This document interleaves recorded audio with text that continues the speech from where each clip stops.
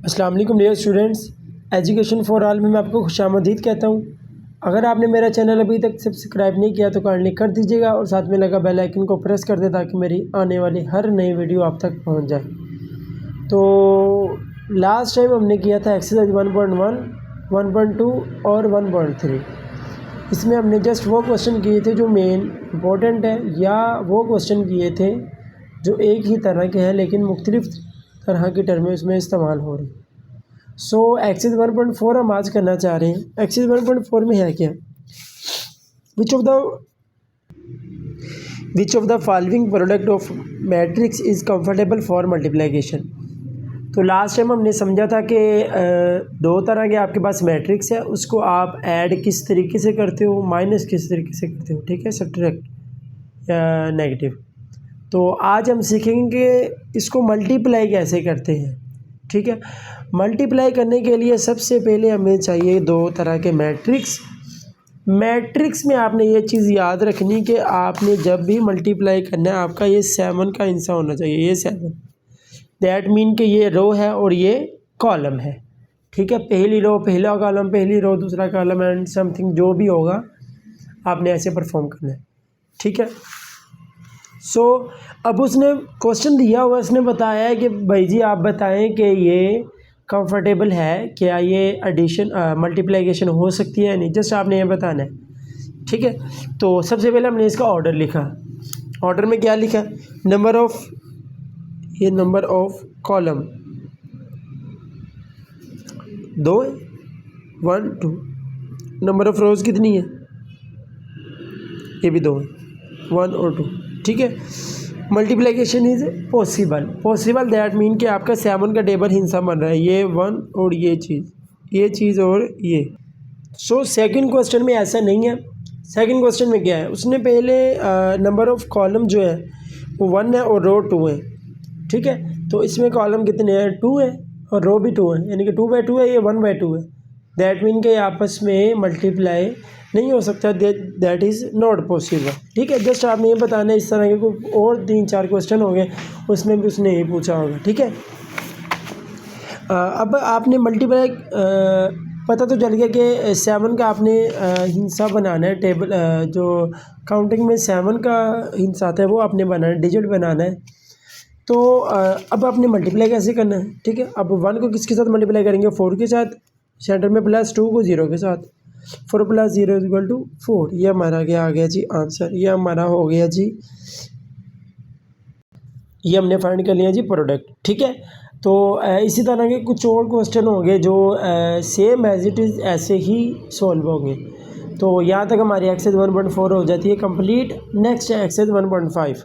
1.5 में क्या चीज़ है, फर्स्ट आ गया find the determinant of following matrix.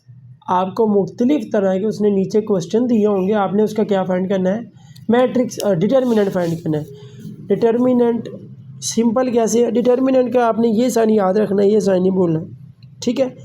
जब आपने डिटर्मिनेंट कर लिया देन आप उसको बाद में करेंगे क्रॉस मल्टीप्लिकेशन, यानी कि -1 को 0 के साथ और 1 को किसके साथ, 2 के साथ। -1 × 0 और इसकी सेंटर में क्या आएगा, माइनस। जब भी आप डिटर्मिनेंट करोगे साइन कौन सा आएगा, नेगेटिव। जब आप मल्टीप्लाई करोगे साइन कौन सा आएगा, पॉजिटिव। ये बात बेटा आपने याद रखनी है, ये ना हो कि आप यहाँ पे पॉजिटिव लगा दो और यहाँ पे नेगेटिव लगा दो। तो बी केयरफुल कि ये आपने लाजमी याद रखनी, ठीक है। तो इसका सिंपल आंसर आ जाएगा -2। सो नेक्स्ट पार्ट है find which of the following matrix are singular और नॉन सिंगुलर। अब आपने इसमें ये बताना है कि कौन सा सिंगुलर है और कौन सा नॉन सिंगुलर है। सिंगुलर और नॉन सिंगुलर सबसे पहले हमें ये पता होना चाहिए होता क्या है। जो सिंगुलर है सिंपल सी बात है कि अगर आप किसी भी मैट्रिक्स का डिटर्मिनेंट लो और आपका आंसर क्या आ जाए, 0। अगर आंसर आपका 0 आ जाए दैट मीन कि ये सिंगुलर है, और अगर आंसर नॉन 0 आ जाए तो आपका क्या होगा जी, नॉन सिंगुलर होगा, ठीक है। करना क्या है, सिंपल डिटर्मिनेंट निकालना है। 3 4 12 और 6 2 12, 12 - 12 = 0, दैट इज सिंगुलर। और 4 2 8, 3 1 3, 8 - 3 5, नॉन सिंगुलर हो जाएगा, ठीक है। सिंगुलर और नॉन सिंगुलर की डेफिनेशन आ सकती है आपको क्वेश्चन बता सकते हैं कि भाई जी आप बताएं कि ये सिंगुलर है या कौन सा नॉन सिंगुलर है, या एमसीक्यूज में बता सकते हैं विच इज़ सिंगुलर। ठीक है, वो नीचे ऑप्शन देगा, फिर आपने बताना है कि कौन सा सिंगुलर है और कौन सा नॉन सिंगुलर है। ठीक है, और लास्ट का इसका क्वेश्चन है find the multiplicative inverse. Last time हमने पढ़ा था एडिटिव इनवर्स। एडिटिव इनवर्स को हम उर्दू में बोलते हैं जमई मकूस, इसको हम बोलते हैं ज़रबी मकूस। मल्टीप्लिकेटिव इनवर्स में आपने सिंपली तौर पे क्या करना है कि आपने उसका डिटर्मिनेंट लेना है, ठीक है, अर्जान लेना है और उसको उस पर डिवाइड कर देना और आपका क्या आ जाएगा, आंसर आ जाएगा। और एडिटिव इनवर्स में हमने क्या किया था कि जस्ट हमने साइन चेंज किए थे। ठीक है, अब यहाँ पे हमारे लिए एक नई चीज़ है अर्जाइंट। अर्जाइंट क्या होता है?